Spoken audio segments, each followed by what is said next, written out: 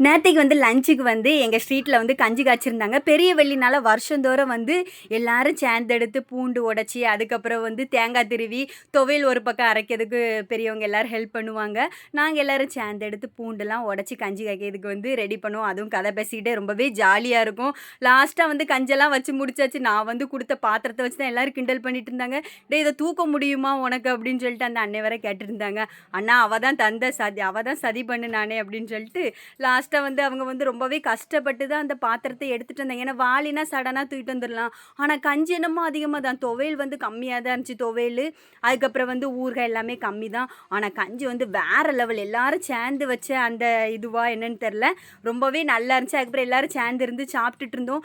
அதிலே அந்த பனை மரத்தில் வந்து பட்டையா அது என்னமோ கட்டி வச்சுருப்பாங்களா, அது மட்டும் கிடைக்கவே இல்லை. அது வந்து ஒரு 5, 6 போல தான் பண்ணியிருந்தாங்க.